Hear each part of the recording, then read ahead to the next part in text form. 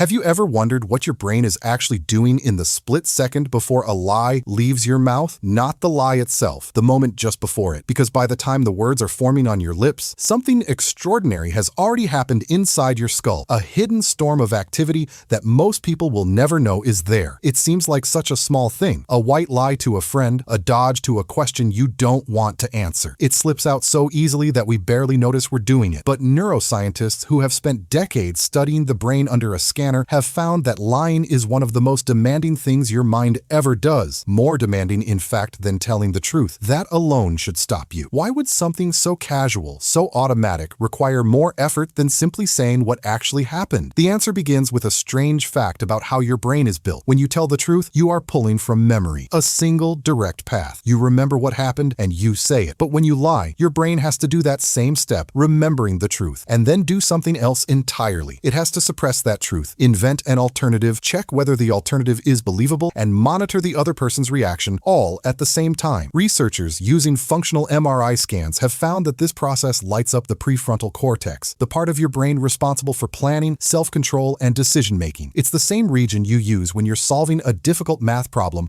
or resisting the urge to eat something you shouldn't. Lying, it turns out, is a kind of mental gymnastics. Your brain is essentially running two realities at once and trying not to let them collide. This is where it gets interesting, because your body doesn't just sit back and watch this happen quietly. It reacts. The moment your brain begins constructing a lie, your sympathetic nervous system, the same system responsible for the fight or flight response, quietly switches on. Your heart rate can shift. Your palms may begin to sweat, even if only by a fraction of a degree that you'd never notice yourself. Your breathing pattern can change. None of this is something you choose. It happens whether you want it to or not, because deep in the oldest parts of your brain, deception is treated as a kind of danger. Think about that for a moment. Your body is responding to a lie the same way it might respond to a threat in the wild, as if some ancient part of you still believes that being caught in a deception could mean being cast out, and thousands of years ago, being cast out could mean death. This is one of the working theories among evolutionary psychologists, that our discomfort with lying isn't just a moral lesson we were taught as children. It might be something older, wired into us because humans have always lived in groups, and trust has always been the glue holding those groups together. A person caught lying wasn't just embarrassed. They risked losing the protection of the tribe. So when your palms sweat during a lie, you may be feeling an echo of a fear that kept your ancestors alive. But here's where the story takes an unexpected turn, because not everyone's brain responds this way, and the differences reveal something unsettling about how lying actually works. Studies have found that the more often a person lies, the smaller that stress response becomes. Researchers at University College London ran an experiment where participants were given the opportunity to lie for personal gain repeatedly over time. Using brain scans, they discovered that the amygdala, the brain's alarm system for fear and emotional discomfort, showed a strong reaction during the first lie. But with each subsequent lie, that reaction grew weaker. By the end of the experiment, the brain had essentially gone quiet. The lies had become easier, not because the person had gotten better at lying, but because their brain had stopped treating it as something to feel uneasy about. This is called emotional adaptation, and it might be one of the most important discoveries in the science of dishonesty. Small lies don't just stay small, they appear to lower the emotional cost of the next lie and the one after that. What begins as a slight social bend can, over time, physically reshape how the brain processes deception. It raises an uncomfortable question. If lying gets easier the more we do it, how many of the lies we tell today are ones our brain has already stopped flagging as wrong? And yet, despite that adaptation, most people are still remarkably bad at lying convincingly. This is one of the great myths about deception. We assume skilled liars are calm, cool, in control. But the physical signs of lying, the micro-expressions, the vocal pitch changes, the tiny delays in response time are notoriously difficult to fully suppress because they aren't generated by conscious thought. They come from older, faster systems in the brain that react before the thinking mind can catch up. This is also why lie detector tests were invented in the first place, built on the idea that the body cannot fully hide what the mind is doing. But here's the twist scientists eventually discovered. Polygraph tests don't actually detect lies. They detect stress, and plenty of truthful people feel intense stress when accused of lying, while some skilled deceivers feel almost none, which is why polygraphs are inadmissible in most courts today. The body's signals are real, but reading them accurately turns out to be far harder than early researchers believed. So if the body isn't a perfect lie detector, what is happening in the brain that actually gives liars away? Some of the most fascinating research comes from studying children, because lying is not something we are born knowing how to do. It's a skill that develops, and the age at which it emerges tells us something remarkable about the mind. Most children begin attempting simple lies around age 3 or 4. more. But convincing lies, ones that account for what another person does or doesn't know, usually don't appear until closer to age 6 or 7. That's because lying convincingly requires something called theory of mind, the ability to understand that another person's thoughts and knowledge are different from your own. In other words, before a child can lie well, they first have to understand that other people don't know what they know, which means, in a strange way, lying is a milestone, a sign that a young brain has developed enough complexity to model another person's inner world. Some researchers have even suggested that early harmless lying in children is a marker of healthy cognitive development, not a moral failure. That reframes everything, doesn't it? The same mental machinery that allows a child to tell their first clumsy lie is the same machinery behind empathy, storytelling, and imagination. The capacity to deceive and the capacity to understand another person's mind may have evolved from the very same root, which leads to the final question, the one that lingers after everything else. If lying is built into the architecture of a highly social brain, if it takes more effort, more brain power, and more evolutionary history than honesty does, then maybe the truth was never really our default state at all. Maybe honesty is not the easy path we assume it to be. Maybe it's a choice we make again and again, fighting against a brain that has spent millions of years learning how to bend the truth just enough to survive. And the next time you catch yourself hesitating before answering a simple question, that brief pause you barely notice you might be witnessing in real time the oldest negotiation in the human mind, the battle between what actually happened and what your brain thinks you need people to believe. If this made you see something as simple as a lie a little differently, subscribe for more stories hidden inside the human mind.